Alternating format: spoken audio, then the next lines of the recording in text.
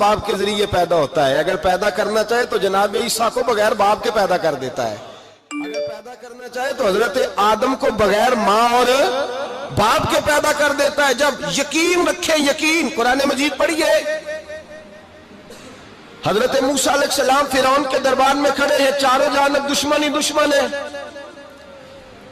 جادوگر آ گئے, انہوں نے سانپ چھوڑے. حضرت موسیٰ کے ہاتھ میں ڈنڈا تھا. حضرت موسیٰ کہتے ہیں یا اللہ کیا کروں؟ تو اللہ تعالیٰ نے فرمایا اپنا عصا پھینک دو. کہنا چاہیے تھا نا کہ یا اللہ ایک ہی تو شے ہے, اتنے سانپ ہے, بچانے کے لیے ڈنڈا ہے وہ پھینک دوں. ڈنڈا پھینکا جاتا ہے, سانپ کو دیکھ کر کے قابو کیا جاتا ہے. یہ میرا اور آپ کا ذوق ہے نا, لیکن انبیاء کرام کا انداز ملاحظہ کیجئے میرے عزیزو. اللہ فرماتے ہیں ڈنڈا اے موسیٰ ڈال دے اپنا عصا. پہلے نہیں فرمایا کہ سانپ بن جائے گا, فرمایا بس تو ڈال دے.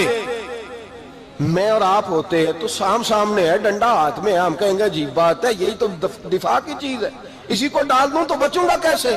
کہا ڈال دو. تو حضرت موسیٰ نے ڈال دیا. کہا میرے رب کا حکم ہے تو میرے لیے بہتر ہی ہوگا. اللہ فرماتے ہیں جب موسیٰ نے ڈالا تو میں نے اس ڈنڈے کو, اس عصا کو اژدہا بنا دیا. اب کبھی عصا بھی اژدہا بنے, کبھی چھڑی بھی بہت بڑا اژدہا بنی ہے, لیکن قرآن کہتا ہے جناب موسیٰ نے ڈالا تو اللہ نے اژدہا.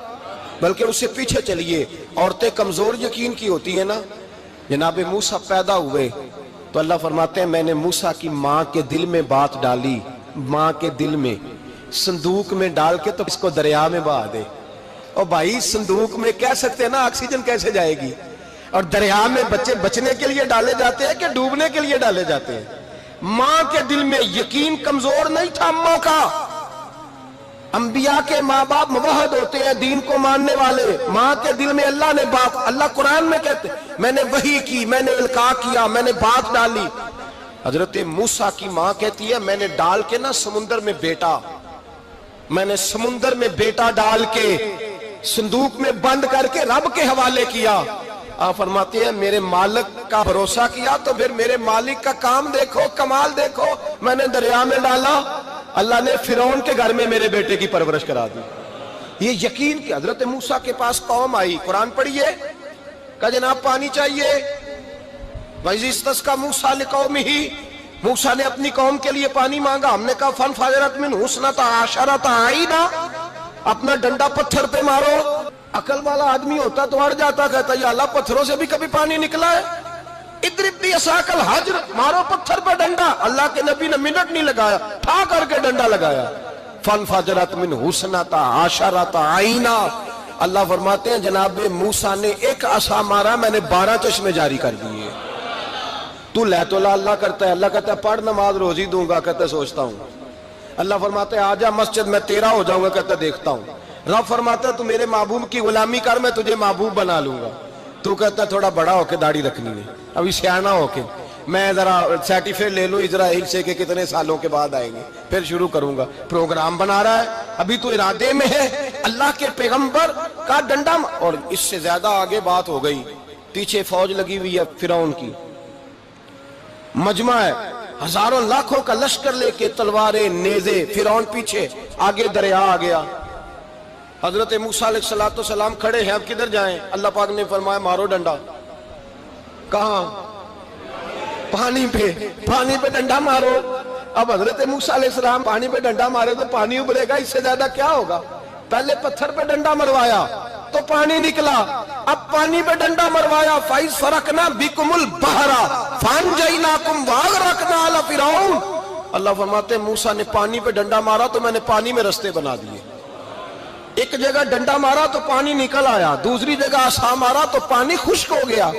12 چشمے بن گئے, 12 رستے بن گئے دریا میں سے. حضرت موسیٰ علیہ السلام گزر گئے, اور اللہ فرماتے ہیں فرعون بھی آیا تو اسے میں نے غرق کر دیا, اور وہ کھڑا دیکھتا ہی رہ گیا کہ بنا کیا ہے. یہ تو بات ہے حضرت موسیٰ کی. میرے مصطفیٰ کے غلام حضرت سعد بن ابی وقاص قادسیہ کی جنگ کے لیے نکلے, رستے میں دریائے نیل آ گیا. حضرت سیدنا سعد بن ابی وقاص اب کہاں سفر طے کر کے آئے, کہتے ہیں پتہ ہی نہیں تھا کہ دریا آ جائے گا. اب دور دور تک پل کوئی نہیں. صحابہ کہتے ہیں دشمن للکار رہا, حضرت سعد بن ابی وقاص دریا کنارے کھڑے ہوئے, ایمان یقین اور استقامت، ڈٹ گئے. کہنے لگے او دریا، اگر تو حضرت موسیٰ کی نافرمان قوم کو رستہ دے سکتا ہے، محمد عربی کے وفادار نوکر ہیں، ہم تو رسول اللہ کے ماننے والے ہیں، دشت تو دشت ہے، دریا بھی نہ چھوڑے ہم نے، بحر ظلمات میں دوڑا دیے گھوڑے ہم نے. فرمایا چھوڑ رستہ. صحابہ کہتے ہیں اس وقت ہم نے نعرے لگائے جب دریا نے رستہ ہی چھوڑ دیا. کہتے ہیں پھر اللہ رسول پر ہم ذکر کرنے لگے، درود پڑھنے لگے، دریا سے رستے بن گئے. فرماتے ہیں 10,000 کا لشکر گزر گیا.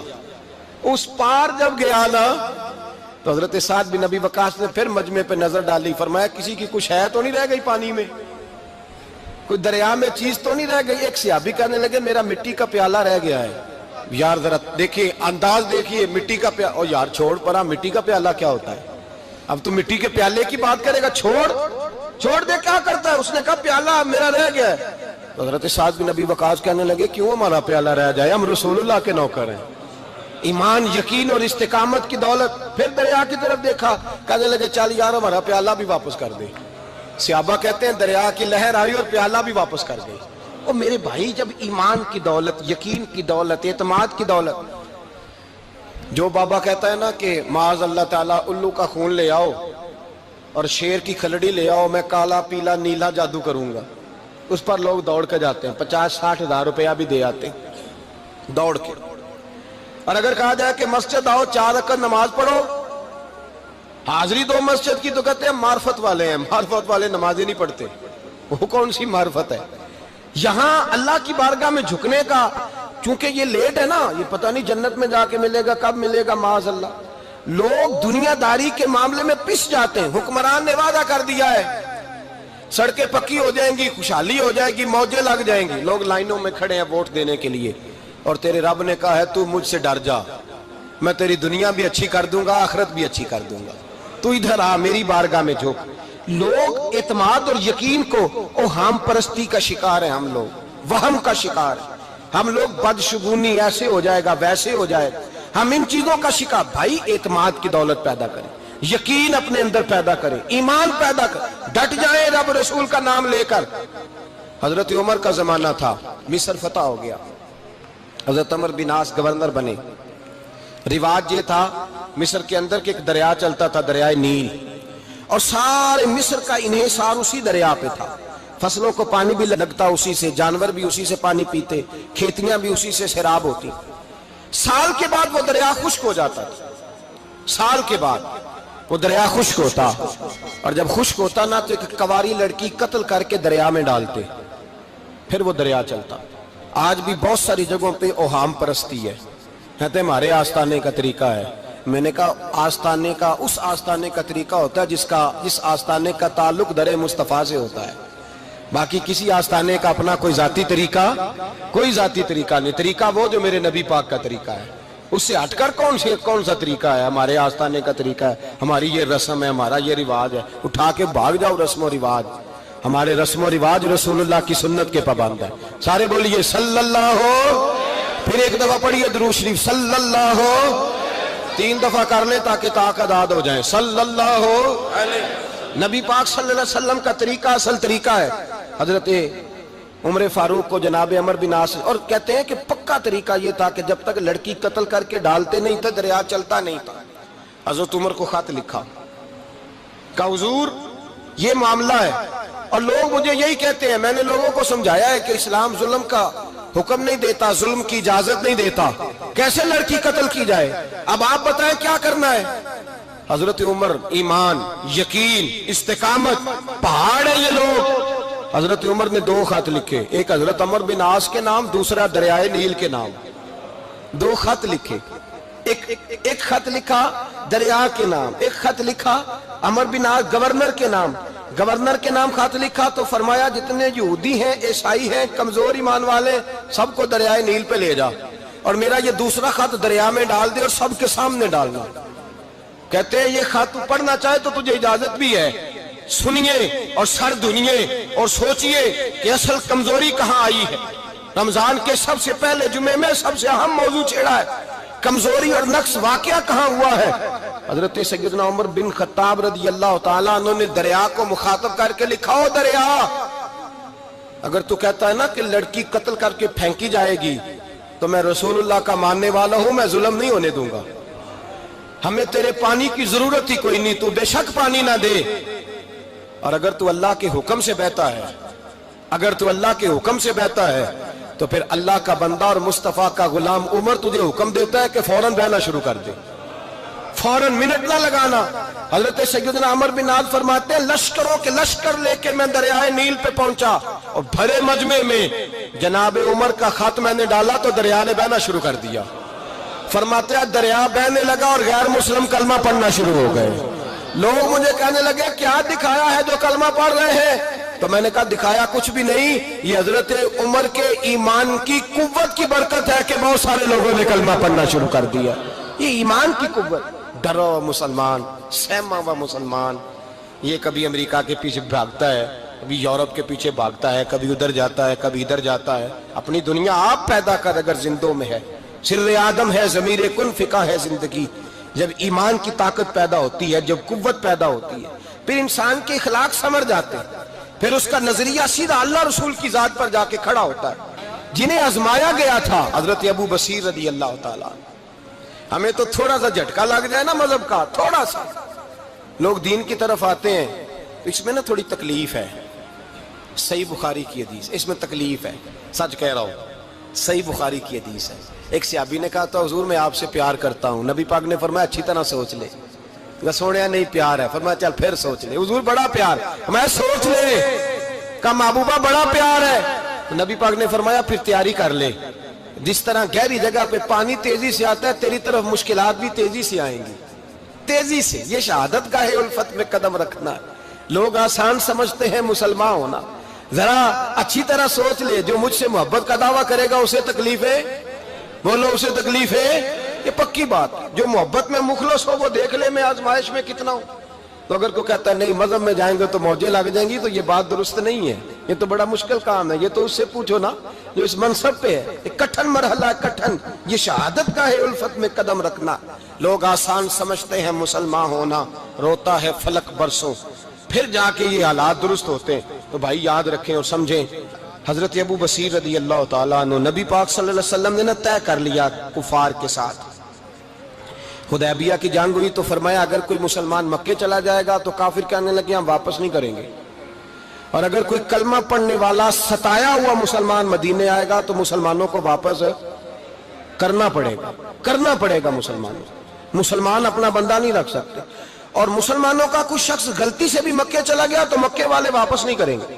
حضرت ابو بصیر رضی اللہ تعالیٰ عنہ صحابی تھے، باپ نے، بھائی نے، محلے والوں نے قید کیا ہوا تھا کلمہ پڑھنے کی وجہ سے، پیروں میں زنجیریں تھیں، بیڑیاں تھیں، کسی طریقے سے جیل توڑ کے دوڑے مدینے پہنچے۔ کہتے ہیں رستے میں کسی آدمی کے ساتھ گھوڑے پہ کچھ دیر بیٹھا پھر پیدل چلا۔ صحابہ کہتے ہیں اتنا دردناک منظر بڑا کم ہم نے دیکھا۔ ابو بصیر جس گلی سے گزرتے وہاں خون پھیل جاتا، ان کی ٹانگیں خون سے کٹتی، وہ زنجیریں بندھی ہوئی، در رسول پہ حضور میں بھاگ کے آیا ہوں۔ کہتے ابھی نبی پاک صلی اللہ علیہ وسلم ان کی بات سن ہی رہے تھے کہ پیچھے سے قریش کے 2 سپاہی بھی آ گئے، کہنے لگے یہ بھاگ کے آیا ہے اور آپ کا وعدہ تھا کہ آپ واپس کریں گے۔ چشم زدن میں ذرا سوچنا، چشم زدن میں تھوڑی دیر کے لیے غور کرنا کہ ہمیں ہمارا استاد، ہمارا پیر دھتکار دے کہ جا دوڑ جا، تو کہتے ہیں بسم اللہ جناب یہ جا رہے ہیں۔ ایمان کی پختگی دیکھیں، اس نے تو ہمیں نکال ہی دیا جی، وہ کیسا بندہ ہے۔ یہاں تو کسی کے یہاں کوئی فاتحہ پڑھنے نہ جائے تو لوگ بگڑ جاتے ہیں، کہتے ہیں اس نے سلام نہیں لی، فاتحہ نہیں پڑھی، بس ختم، اس کو احساس ہی نہیں۔ حضرت سیدنا ابو بصیر سامنے کھڑے، سامنے 2 سپاہی آ گئے، ذرا دیکھیے ایمان کی پختگی، ایمان، یقین اور استقامت۔ امام بہقی نے دلائل کے اندر لکھا ہے، فرماتے ہیں نبی کریم صلی اللہ علیہ وسلم نے ان کی طرف دیکھا تو حضور کی مقدس آنکھیں آنسوؤں سے بھر گئیں۔ حضور نے فرمایا ابو بصیر تیری تکلیف مجھے نظر آ رہی ہے پر میں نے وعدہ کیا ہوا ہے، میں نے وعدہ۔ بھئی یہاں ڈٹ کے رہنا بڑا مشکل ہے، یہاں قائم رہنا بڑا کٹھن مرحلہ ہے۔ یہاں آزمائش کے موقع پر دین پر انہوں نے تو رکھا ہی نہیں، لوگ تانے دیتے ہیں، باتیں کرتے ہیں، رکھا ہی نہیں، تو پھر ان کا بنتا ہے۔ حضور نے فرمایا تجھے جانا پڑے گا۔ صحابہ کہتے ہیں پورے مدینے میں ایسے تھا جیسے سوگ کا سما ہو، جب وہ دو سپاہی حضرت ابو بصیر کو پکڑ کے لے جا رہے تھے تو وہ پلٹ پلٹ کے پیچھے دیکھتے تھے، پلٹ پلٹ، پیروں میں خون ہے، آنکھیں آنسوں سے بھری ہوئی۔ فرماتے ہیں جب وہ پلٹ رہے تھے تو مدینے کی گلیاں بھی رو رہی تھیں۔ میرے نبی پاک جب وہ آنکھوں سے اوجھل ہو گئے تو حضور بیٹھ گئے زمین پہ، نبی پاک نے رونا شروع کر دیا۔ فرمایا اللہ تو نے اس شخص کی مدد فرمانی ہے، اس پر کرم کرنا ہے، اللہ اس کا خیال فرمانا، اس کے لیے دعا کی، حضور روئے۔ حضرت ابو بصیر باہر نکلے تو وہ جو کافر تھے نا وہ کہنے لگے تو بڑا بنتا تھا ان کا، انہوں نے تجھے رکھا نہیں، تجھے رکھا بھی نہیں۔ تو حضرت ابو بصیر نے تھپڑ مارا منہ پہ، کہنے لگے میں وہ نہیں جو تھوڑی سی بات سے بدل جاؤں، ایمان یقین اور استقامت کی دولت ملی ہوئی ہے۔ آپ فرمانے لگے میرا تو ایمان اور پختہ ہو گیا ہے کہ میرا نبی اپنے وعدوں کا بڑا پابند ہے، میرا رسول اپنے وعدوں کا بڑا پابند ہے۔ حضرت ابو بصیر کہتے ہیں مدینے کی سرحد گزر گئی تو میں نے کھینچی تلوار ان میں سے ایک سپاہی، اب آؤ میرے مقابلے میں جس نے آنا۔ ایک کو مارا، دوسرا بھاگ گیا۔ فرماتے اب میں مکے جا نہیں سکتا تھا، جاؤں گا تو وہ زیادہ ماریں گے، مدینے حضور نے قبول نہ فرمایا۔ فرماتے ایک جنگل میں جا کے العیس نام کی ایک بستی تھی، وہاں ڈیرا لگا لیا، دریا کے کنارے، پانی پی لیتا، پتے کھا لیتا، تن تندور ہڈاں دا بالن تے اسی ہاواں نال تپایا، کپ کپ مکیاں پیڑے کیتے تے اتوں صبر پلیتھن لایا، تن دی ہانڈی تے من دا سالن اتے لون صبر دا پایا۔ غلام فریدا وے میں ساری تیری، غلام فریدا وے میں ساری تیری، تینوں وجہ یقین نہیں آیا۔ فرماتے سالوں پتے کھائے، اب جو بھی وہاں سے تنگ ہوتا وہ میرے پاس آ کے پناہ لیتا، جس کو مکے والے مارتے میرے پاس آ کے کہتے تانے دینے والے آ کے کہتے ہو تم کس طرح کے نوکر ہو، تمہیں تو انہوں نے رکھا ہی نہیں۔ ہم نے کہا چپ کر جا، وہ ہمارے آقا ہیں، وہ ہمارے آقا ہیں، رکھیں تب بھی ٹھیک ہے، نہ رکھیں اللہ اکبر۔ ایمان دیکھو، قوت دیکھو، جڑیاں خسماں دی وچ رضا وسن پاگ جاگ جاندے انہاں گولیاں دے تے میں گڈی ہتھ ڈور سجن دے، او جنج رکھے اونج رہنا ہے، واجب نہیں جے وچ شریعت مندہ خسم نو کہنا۔ فرمایا بس ٹھیک ہے، جس طرح حضور راضی ویسے ہی ہم راضی۔ حضرت ابو بصیر رضی اللہ تعالیٰ عنہ کے پاس 300 صحابہ کٹھے ہو گئے، 300۔ حضرت ابو بصیر جب مدینے کی سرحد سے گزر رہے تھے نا تو نبی پاک نے ایک آواز دی تھی، فرمایا ابو بصیر ایک وقت آئے گا کہ میرا پیغام تجھ تک پہنچے گا، ایک ٹائم آئے گا۔ حضرت ابو بصیر سے جب کوئی کہتا نا کہ زندہ کس بات پہ ہو تو فرمانے لگے مصطفیٰ کے فرمان پہ بڑا یقین ہے، بلاوا آئے گا، مجھے بلاوا، مجھے یقین ہے کہ مجھے بلاوا، بڑی امید ہے سرکار قدموں میں بلائیں گے، اور کرم کی جب نظر ہوگی مدینے، مجھے یقین ہے کہ مجھے بلاوا۔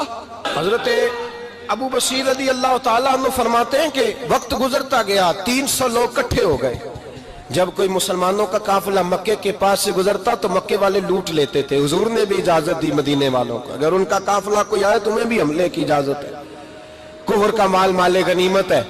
حضرت ابو بصیر کہتے ہیں جب بھی ہمارے قریب سے وہ رستہ تھا شام کی طرف جانے کا، جب بھی کافر گزرتے ہم ان کے قافلے پکڑ لیتے، لوٹتے، ہم بھی ان کو اس طرح کی سزا دیتے جو مسلمانوں کو دیتے تھے۔